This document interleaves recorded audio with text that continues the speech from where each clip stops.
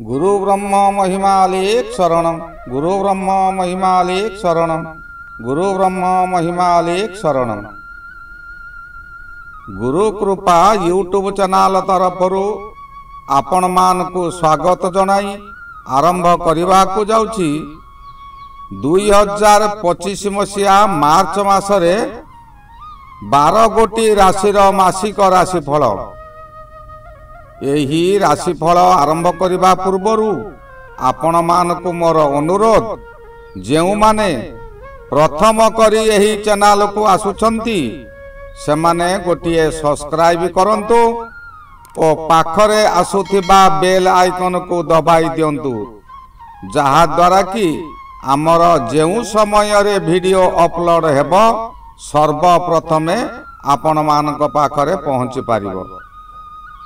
जेउ मानकर ग्रहर असुविधा सकाशे विवाह रे विलंब हेउची किंबा चाकरी करने को जाउथिबा समय रे चाकरी हेउ नाही, बहुत थर एंट्रांस देई फेल हेउछंती, सेमाने निजर जन्म तारीख, जन्म समय और जन्म स्थान यही चैनल रे दिया जाउथिबा तळ मेल आईडी रे प्रेरण करंतु।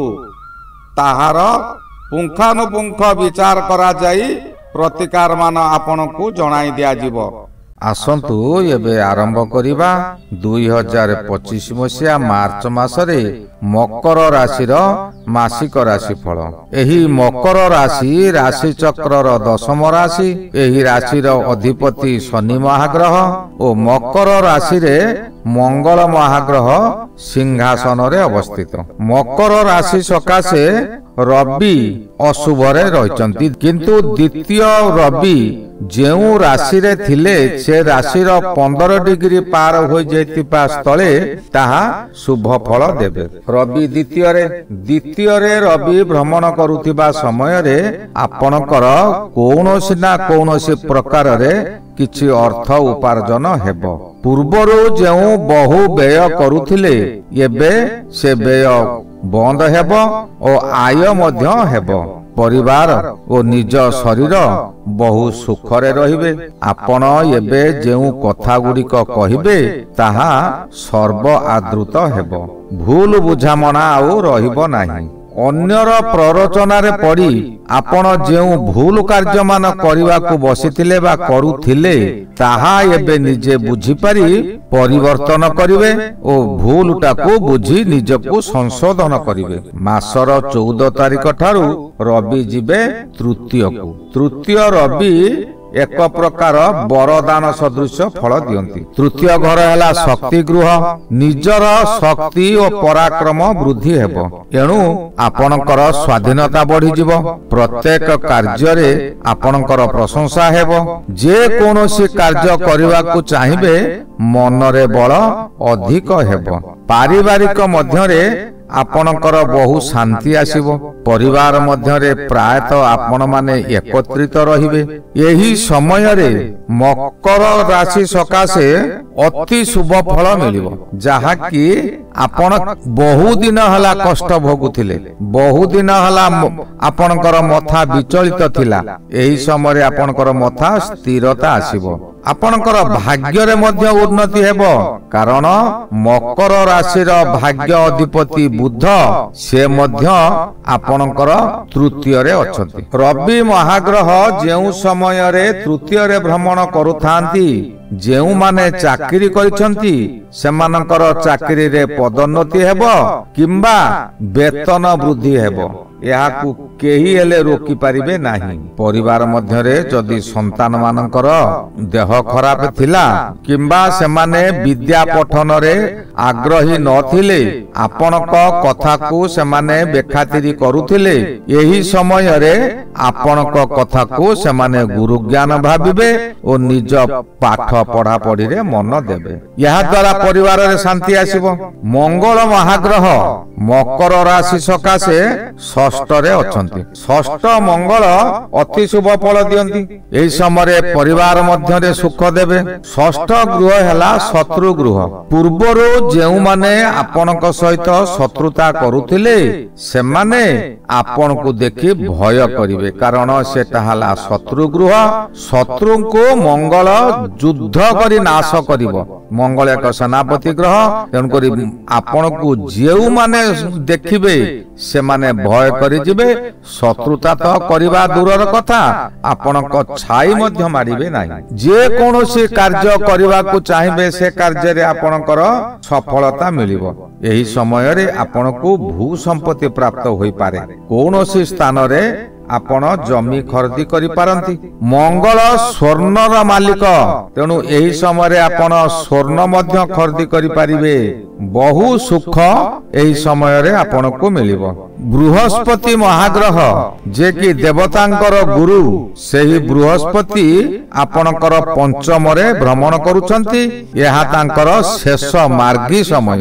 ଶେଷ ମାର୍ଗୀ ସମୟରେ ଶୁଭ ବୃହସ୍ପତି ଅଧିକ ଶୁଭ ଫଳ ଦିଅନ୍ତି। ଅଧିକ ଶୁଭ ଫଳ ସଦୃଶ ଆପଣଙ୍କୁ ରତ୍ନ ଓ ବସ୍ତ୍ର ଆଦି ଲାଭ କରାଇବ। ଆପଣ ଏହି ସମୟରେ ନୂତନ ବସ୍ତ୍ର ବ୍ୟବହାର କରିବେ। ପରିବାର ମାନଙ୍କ ସହିତ ନୂତନ ବସ୍ତ୍ର ଖରିଦି କରିବେ। ରତ୍ନ ବ୍ୟବହାର, ରତ୍ନ ଅର୍ଥ ଗହଣା।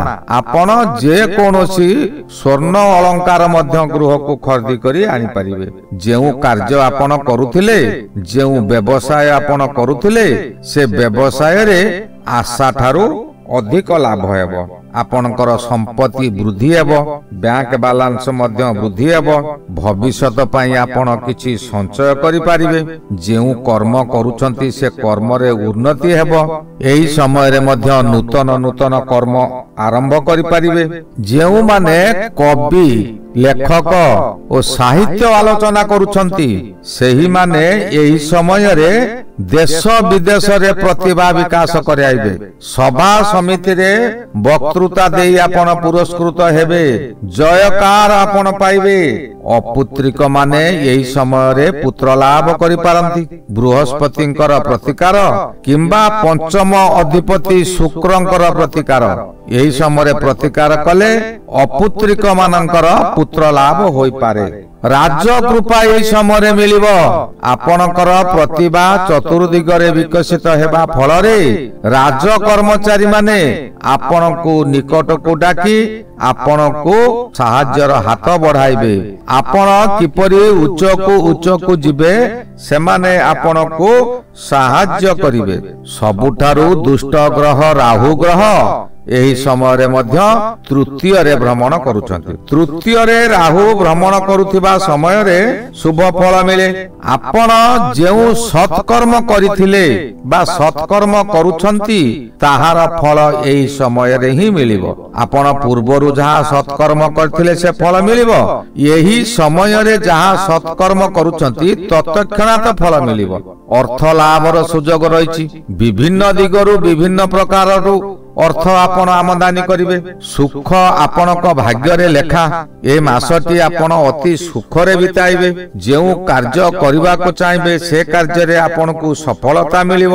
ପ୍ରତ୍ୟେକ ସ୍ଥାନରେ ଆପଣ ସମ୍ମାନିତ ହେବେ। ଦେଶ ବିଦେଶରେ ପତ୍ର ପତ୍ରିକାରେ ଆପଣଙ୍କର ନାମ ସବା ଉଚ୍ଚରେ ରହିବ। ଏହି ସମୟରେ ଶୁକ୍ର ଗ୍ରହ ଆପଣଙ୍କର ତୃତୀୟରେ ଭ୍ରମଣ କରୁଛନ୍ତି। ତୃତୀୟ ଶୁକ୍ର ମଧ୍ୟ ଆପଣଙ୍କୁ ଶୁଭ ଫଳ ଦେବେ। ତୃତୀୟ ଶୁକ୍ର ଆପଣଙ୍କୁ ଅପ୍ରତ୍ୟାଶିତ ଭାବେ ଧନ ଲାଭର ସୁଯୋଗ ଦେବେ। ଯେଉଁମାନେ ବିବାହିତ ସେମାନଙ୍କର ସଂସାର ସୁଖ ଏହି ସମୟରେ ବହୁତ ଭଲ ରହିବ। ସ୍ୱାମୀ ସ୍ତ୍ରୀ ଏକ ମନ ଏକ ପ୍ରାଣ ହୋଇ ରହିବେ। ପ୍ରତ୍ୟେକଙ୍କ କଥାକୁ ପ୍ରତ୍ୟେକ ସମ୍ମାନ ଦେବେ। ଏହି ସମୟରେ ନିଃସନ୍ତାନ ବ୍ୟକ୍ତି ମାନଙ୍କର ସନ୍ତାନ ଲାଭ ହୋଇପାରେ। ଯେଉଁମାନେ ଅବିବାହିତ ଅଛନ୍ତି ବହୁଦିନ ଧରି ବିବାହ ସେମାନଙ୍କର ହୋଇପାରୁନାହିଁ, ଏହି ସମୟରେ ବୃହସ୍ପତି ଓ ଶୁକ୍ର, ତୃତୀୟ ଅଧିପତି ବୃହସ୍ପତି ଓ ତୃତୀୟରେ ଥିବା ଶୁକ୍ର ଏହି ଦୁଇ ଗ୍ରହଙ୍କର ପ୍ରତିକାର କଲେ ଆପଣଙ୍କର ସନ୍ତାନ ପ୍ରାପ୍ତି ହୋଇପାରେ। ଅବିବାହିତ ମାନଙ୍କର ଏହି ସମୟରେ ବିବାହିତ ହୋଇଯିବ। ହଠାତ୍ ବିବାହ ପ୍ରସ୍ତାବ ଦକ୍ଷିଣ ପଶ୍ଚିମ ଦିଗରୁ ଆସିବ। ଆପଣ ଜାଣିନଥିବେ, ହଠାତ୍ କୌଣସି ଲୋକ ଆପଣଙ୍କୁ ଖବର ଦେବେ ଓ ସେଇ ଖବର ଅନୁଯାୟୀ ଆପଣଙ୍କର ଗୃହରେ ମାଙ୍ଗଳିକ କାର୍ଯ୍ୟ ମଧ୍ୟ ଅନୁଷ୍ଠିତ ହେବ। ଶନି ମହାଗ୍ରହ ଦ୍ୱିତୀୟରେ ରହିଛନ୍ତି। ଦ୍ୱିତୀୟ ଶନି ଅଶୁଭ ଫଳ ଦିଅନ୍ତି, କିନ୍ତୁ ଏହି ଦ୍ୱିତୀୟ ଶନି ଅଶୁଭ ଫଳ ଆଉ ଦେବେ ନାହିଁ, କାରଣ ଏହା ହେଉଛି ଶନିଙ୍କ ଗୋଚର ସମୟର ଶେଷ ସମୟ। ଆଉ ଅଳ୍ପ ଦିନ ପରେ ଅର୍ଥାତ୍ ଏଇ ମାର୍ଚ୍ଚ ମାସ 29 ତାରିଖରେ ଶନି ମହାଗ୍ରହ ମୀନ ରାଶିକୁ ଯିବେ, ଯାହାକି ମକର ରାଶିକୁ ତୃତୀୟ ଶନି ହେବେ। ତୃତୀୟ ଶନି ମକର ରାଶି ସକାଶେ ଶୁଭ ଫଳ ଦେବେ। ଆଉ ଶନି ଗୋଚରର ମାସକ ପୂର୍ବରୁ ଓ ମାସକ ପର ପର୍ଯ୍ୟନ୍ତ ତାଙ୍କର ଅଶୁଭ ଫଳ ଦିଅନ୍ତି ନାହିଁ। କେତୁ ମହାଗ୍ରହ ଏକ ଆଶାବାଦୀ ଗ୍ରହ। ଏହି ଆଶାବାଦୀ ଗ୍ରହ ଆପଣଙ୍କର ଧର୍ମ ଗୃହରେ ରହିଛନ୍ତି। ଧର୍ମ ଗୃହରେ କେତୁ ରହିଲେ ଆପଣଙ୍କୁ ଧର୍ମ କାର୍ଯ୍ୟରେ ବାଧା ଦେବେ। ଆପଣ କୌଣସି ଧର୍ମ କାର୍ଯ୍ୟ କରିବାକୁ ଚାହୁଁଛନ୍ତି, କୌଣସି ବ୍ୟକ୍ତି ନା କୌଣସି ବ୍ୟକ୍ତି ଆପଣଙ୍କୁ ଆସି ବାଧା ଦେବେ, ଆପଣଙ୍କୁ ବିଭ୍ରାନ୍ତିକର କରି ପକାଇବେ। ଆପଣ ଯେଉଁ ଅର୍ଥ ସେଠାରେ ବିନିଯୋଗ କରିଛନ୍ତି କିମ୍ବା କୌଣସି ଧର୍ମ କାର୍ଯ୍ୟ କରିବା ପାଇଁ ଅର୍ଥ ଖର୍ଚ୍ଚ କରିଛନ୍ତି, ସେ ଅର୍ଥକୁ ଆପଣ କ୍ଷତି ସହିବେ। ଏହି ସମୟରେ ଆପଣଙ୍କର ଅର୍ଥ ଉପାର୍ଜନ ହେବ ସତ, କିନ୍ତୁ ସେ ଅର୍ଥ ଠିକ ସମୟରେ ମିଳିବ ନାହିଁ। ଅର୍ଥ ସ୍ଥଗିତ ରହିଯିବ, ଅର୍ଥ ପରେ ମିଳିପାରେ। ଧର୍ମରେ ମତି ରହିବ, ଦେବତା ମାନଙ୍କ ସହିତ ପ୍ରୀତି ରହିବ, ଗୁରୁଜନ ମାନଙ୍କୁ ଆପଣ ସମ୍ମାନ ଦେବେ। ଏହି ଧର୍ମ ଆଉ ଗୁରୁଜନକୁ ସମ୍ମାନ ଦେଉଥିବା ବ୍ୟକ୍ତି ମାନେ କୌଣସି ବିପଦରେ କେବେ ପଡନ୍ତି ନାହିଁ। ଗୁରୁଜନଙ୍କର ଆଶୀର୍ବାଦ ଥିଲେ କିମ୍ବା ମାତାଙ୍କର ଯଦି ଆଶୀର୍ବାଦ ଆପଣଙ୍କ ଉପରେ ରହିଛି, ତେବେ ଆପଣ ପ୍ରତ୍ୟେକ କାର୍ଯ୍ୟରେ ବିଜୟୀ ହେବେ। ଆପଣ ବହୁ ଖୁସିରେ କାଳାତିପାତ କରିବେ। ଏହି ଗଲା 2025 ମସିହା ମାର୍ଚ୍ଚ ମାସରେ ମକର ରାଶିର ମାସିକ ରାଶି ଫଳ। ଶ୍ରୀ ଗୁରୁ ବ୍ରହ୍ମ ମହିମା ଅଲେଖ ଶରଣ। ଶ୍ରୀ ଗୁରୁ ବ୍ରହ୍ମ ମହିମା ଅଲେଖ ଶରଣ।